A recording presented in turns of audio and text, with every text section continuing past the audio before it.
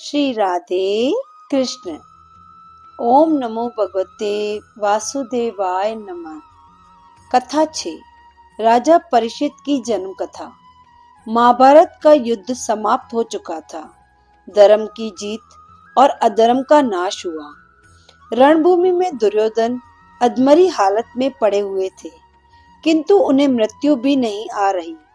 तभी उनके मित्र अश्वत्थामा वहां आते हैं और पूछते हैं कि मित्र, सब कुछ खत्म हो गया है, किंतु तुम्हें मृत्यु क्यों नहीं आ रही? दुर्योधन कहते हैं, हम 100 कौरव थे, 100 के 100 मारे गए, और वो 5 पांडव थे, एक भी कम नहीं हुआ। ऐसा कैसे संभव हुआ? अश्वत्थामा पूछते हैं, क्या मैं कोई मदद कर सकता हूँ? तो दुर्योधन कहते हैं, हाँ, अगर दे सकते हो तो मुझे 5 पांडवों के सिर ला दो, तो मेरी मृत्यु हो जाएगी और मुझे शांति मिलेगी। अश्वत्थामा शिविर में रात्रि के समय जाते हैं, तो धोखे से पांडवों के पुत्रों के शिविर में चले जाते हैं और अंधेरे में 5 पांडवों के स्थान पर उनके 5 पुत्रों के सिर काट कर ले आते हैं। अब एक परात में अर्थात बड़े से थाल में सिर रखकर कपड़े से ढक कर आते हैं। दूर से जब दुर्योधन अश्वत्थामा के हाथ में परात देखता है तो खुश हो जाता है। जब परात खोल कर देखता है तो कहता है, ये क्या किया तुमने मित्र? ये हमारे वंश के वो चिराग थे जो हमारे मरने के बाद हमारा श्राद्ध करते। ये क्या किया तुमने? रोते रोते दुर्योधन की मृत्यु हो गई। जब द्रौपदी ने अपने मरे हुए पुत्र देखे तो उसकी हालत बहुत बुरी हुई। अर्जुन ने सैनिकों से पता किया कि रात में अश्वत्थामा आया था। अश्वत्थामा को मारने के लिए द्रौपदी के समक्ष ही लाया गया, जिससे द्रौपदी का मन शांत हो जाए। किंतु द्रौपदी ने कहा, कैसी शांति? इसे मारने से क्या मेरे बच्चे जीवित हो जाएंगे? और ये भी किसी माँ का पुत्र है। इसे मारने से आज जो हालत मेरी है वो इसकी माँ की भी हो जाएगी, इसलिए इसे छोड़ दो। इस पाप के दंड में अश्वत्थामा की मणि निकाल देते हैं और उसके बाल काट दिए जाते हैं। अश्वत्थामा क्रोध की आग में जलने लगा, क्योंकि मृत्यु का घाव इतना बड़ा नहीं होता जितना कि अपमान का। एक तरफ जहाँ अश्वत्थामा क्रोध में जल रहा था, वहीं दूसरी तरफ श्री कृष्ण सोचते हैं कि मुझे अपने नगर जाना चाहिए। यहाँ पर सभी को अपना अपना राज्य मिल गया है, परंतु जाने से पहले कृष्ण जी भीष्म पितामह से मिलने जा, क्योंकि कृष्ण जी ने भीष्म पितामह से वादा किया था कि अंत समय में वे स्वयं उनके साथ रहेंगे। जब युद्ध चल रहा था तो दुर्योधन ने पितामह से कहा कि सिर्फ कहने को आप हमारे साथ हो, बाकी आप हो पांडवों के पक्ष में, क्योंकि भीष्म पितामह जिनके साथ हो वो युद्ध में सामने वाले विपक्षी का एक भी योद्धा न मार सके, ऐसा तो हो ही नहीं सकता। तब भीष्म पितामह प्रतिज्ञा लेते हैं कि कल उनके द्वारा एक पांडव का वध अवश्य होगा। यह खबर सुनकर कृष्ण भगवान सोचते हैं, यदि भीष्म पितामह ने प्रतिज्ञा ली है तो वे उसे पूरा अवश्य करेंगे। अब क्या करें?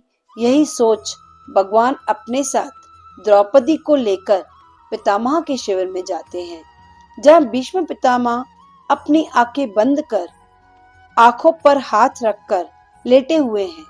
भगवान द्रौपदी से कहते हैं कि तुम अंदर जाओ, पितामह के पैरों को छूकर आशीर्वाद लेना, किंतु मुंह से कुछ न कहना। द्रौपदी अंदर जाती है, भीष्म पितामह के पैरों को छूती है, तो पितामह को लगता है कोई कौरव या उसकी पत्नी होगी, इसलिए बिना देखे बिना समझे जैसे ही द्रौपदी ने चरण स्पर्श किए, उनके मुख से निकला अखंड सौभाग्यवती। किंतु जैसे ही पितामह देखते हैं ये द्रौपदी है, पांडवों की पत्नी, तो वे समझ जाते हैं कि ये सब किसने किया है। बाहर जाते हैं, देखते हैं तो भगवान खड़े हैं। तब भगवान पितामह से पूछते हैं, पितामह, प्रतिज्ञा बड़ी या आशीर्वाद बड़ा? भीष्म पितामह कहते हैं कि प्रतिज्ञा तब बढ़ी जब मैं जीवित रहूंगा। इतना कुछ किया है तो मेरा भी एक काम करना कि कल अर्जुन से कहना कि युद्ध में शिखंडी को आगे रखकर मुझ पर बाण चढ़ाए। मुझे पता है मैं अधर्म के साथ हूँ, मुझसे अब और सहन नहीं हो रहा। भगवान ने कहा ठीक है। तभी पितामह कहते हैं हे श्री कृष्ण, मुझे वचन दो कि अंत समय में तुम मेरे साथ खड़े रहोगे। इसी वादे को पूरा करने के लिए कृष्ण भगवान पितामह से मिलने आते हैं। भीष्म पितामह बाणों की शैया पर लेटे हुए हैं। भगवान आते हैं, भीष्म पितामह से पूछते हैं कि उनकी आखिरी इच्छा क्या है। तब पितामह कहते हैं मुझे आपके विराट रूप के दर्शन करने हैं। तब भगवान अपने विराट रूप के दर्शन करवाते हैं और देखते ही देखते भीष्म पितामह की मृत्यु हो जाती है। उनकी आत्मा भगवान में चली जाती है। अब अश्वत्थामा जो कि बदले का भाव लेकर बैठा है, उसे ये सही मौका लगता है। वो ब्रह्मास्त्र का प्रयोग कर बाण चलाता है। उस बाण की एक चिंगारी उत्तरा जो अर्जुन के पुत्र अभिमन्यु की पत्नी है के पेट में चली जाती है। बाण के प्रभाव से उत्तरा जो कि गर्भवती थी, उसके पेट में जलन पैदा होने लगती है। कुंती माँ कृष्ण जी से विनती करती हैं कि उसके गर्भ में पल रहे बच्चे को बचा ले। कृष्ण जी अपने सुदर्शन चक्र को आदेश देते हैं। सुदर्शन चक्र के प्रभाव से अश्वत्थामा का बाण भी विफल हो जाता है और सुदर्शन चक्र उत्तरा के गर्भ में एक सुरक्षा चक्र बना देता है, जिससे पेट की अग्नि शांत हो जाती है। इस तरह भगवान द्वारकापुरी जाने से पहले अर्जुन के पोते अर्थात राजा परीक्षित की रक्षा करते हैं। कुछ समय पश्चात उत्तरा के गर्भ से राजा परीक्षित का जन्म होता है। बोलो श्री राधे कृष्ण। ओम नमो भगवते वासुदेवाय नमः।